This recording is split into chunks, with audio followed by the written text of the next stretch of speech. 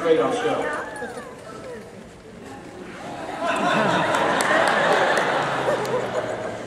Well, I read the books up to the 7th, and I'm a Christian, so I kind of thought, if I'm going to be honest, I didn't like the way the Christians were portrayed. I think in the book they're a little more serious, a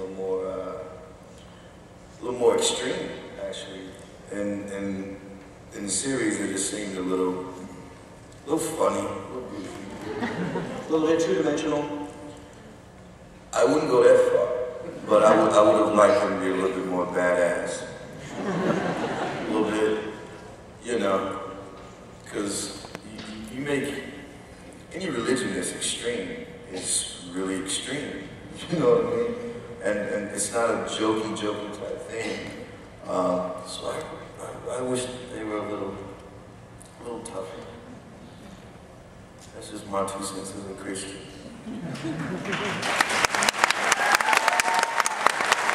I know it's bad, I'm saying, I wish they murdered more people.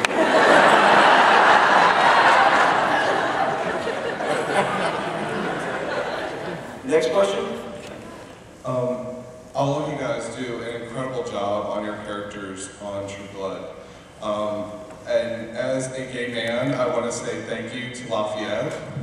Thank you, Nelsan, for doing such an incredible job in my eyes of doing a more realistic portrayal of gay society than even Queer as Folk did. Because of the fact that it was a more rounded character and we didn't see him as flamboyant even though he wears makeup and he's outrageous and he's awesome. My question is, for you with that particular character, we see an episode where we see Eric and Talbot getting very graphic with gay sex. And in the same episode, we see the first time with Lafayette and Jesus. We don't really get to see anything with Lafayette and Jesus, and I'm just curious, when they came to you as the actor, did they say, hey, are there certain limitations that you'd rather not go to with this particular character, or do you know anything beyond the creative process as far as why they decided to take it so far with Eric and Talbot, but not take it to that same level with Lafayette and Jesus? Well, first of all, Bauer has no limitations on anything. I think his plan for that relationship was for it to be tender and sweet and sort of lovey-dovey. And I think he made the choice not to make it graphic because it may take away from sort of the tender love-making of the two. Yeah. I mean, I'm glad he didn't go there because I thought that we were going to have to get naked and do the beats with 2 backs, but you know, we were both geared up for it, working out, trying to. But no, Alan wanted it to be sweet and tender and loving and all that stuff. That's why we didn't have to hang loose. All right, next question. I have a question for Kristin. How are you doing? Hi. I want to know, how did that scene film with you and Alex when you're like gliding away from temptation? Oh my God. In season 1? Yeah. That was the most hysterical scene. It was like like a low-budget high school college movie or something, because I had just gotten off the plane from the Philippines. So I'd been there for a month shooting something, and so I was on the 12 hours other schedule. And it was so out of it. And that was, I think, my first day shooting. So we were there, I was in the corset, I didn't know what the show was. I remember Alex had a line in Swedish. This is how out of it I was. I just remember asking him, is that Cambodian? I just have this isolated memory, and he went, no. And he probably thought, oh my God, I have to work with this insane girl. So I fell asleep in my trailer. I had them loosen up the corset so I could sort of fall over and fall asleep. They woke me up at 2 in the morning and said, we need you in the alley to do that scene. And I didn't know where I was. And I remember I was staring at the costumer for so long. She said, I'll come back in 5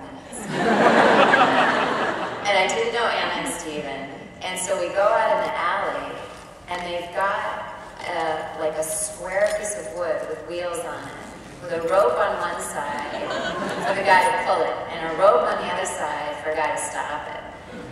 And then the camera is on a track next to us, and then there's a guy with a fan that's plugged in on a long extension cord running backwards in front of us to try to get Eric's wig to move.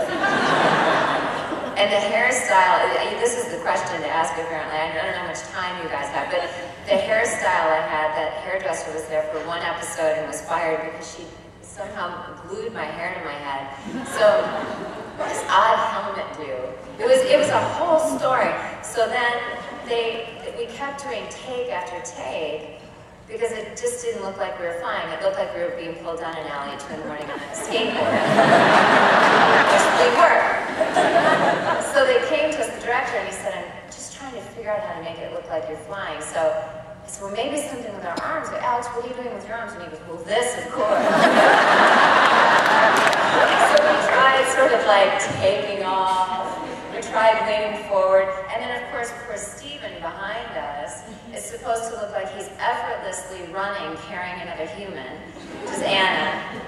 And then Alex, months later, he went and did some sound looping, we call it, you know, redoing his lines. And I said, how did it look, good? And he said, no. It did not look good. So apparently they made it short, put in special effects, but I thought, what kind of show am I on? We were all laughing so hard that by the end of that night, the 4 of us were friends, which was great. Yeah.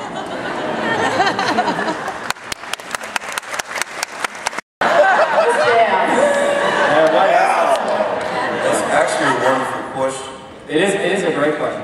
I mean, you know, sometimes I think back to college, honestly, when I read the scripts and I think, because in college I did all this like mumbo jumbo theory type stuff, and I feel like our scripts, you could take any script and do like a psychoanalytic or a feminist or a Marxist or a linguistic kind of critical, you know, paper on it, and you know, thank goodness I'm not in college anymore. Because, you know, that it would, but it's definitely productive. It's fruitful in that manner. I know that one of the reasons I got into acting is because I got tired of thinking. So I honestly, for me, I got tired of writing papers of critiques and critiques. Dark side. Yeah. So like for me, I mean, it's definitely obviously. You know, the vampires could be any kind of subaltern, kind of downtrodden group, if you want to look at that as a metaphor. But there's a lot of things to look at. But we have to do character work, and I'm so kind of engaged in the entertainment of it and just doing the character work that I don't think as much about the larger critical picture, though it's definitely there, you know.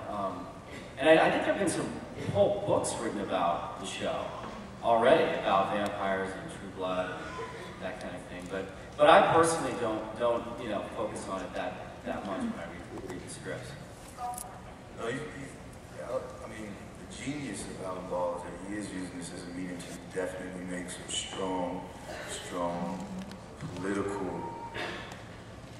what's the word? Statements, thank you, about many different groups. And this, after the first season, that was one of the first things fans will always say. You know what he's saying.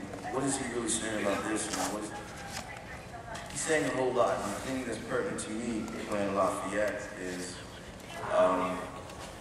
the best compliment I think I ever got was by actually a fan here. Yesterday she said, my boyfriend can be homophobic, however he likes your character, which is weird to me. I come from the South. I come from a very alpha male family. And I come from a very homophobic place. And Lafayette is itching himself in my family in a way that surprises me. And I think that was one of the things that Alan Bauer wanted to do with this character. Because he took this character that is one-dimensional in the books, and in the audition process, he said, these are a whole lot of things that I want you to be, and tough is one of the things that I want you to be. And I was like, you know, masculine and feminine and all this stuff, that's crazy. An actor can't play two things at once. And yet he makes a lot of statements with Lafayette, as he does with the vampires coming out of the coffin, as he does with many, many, many different storylines. And I think that's genius to use this as a medium to actually try to change the world, or a little piece of it. And that's the genius of Bauer.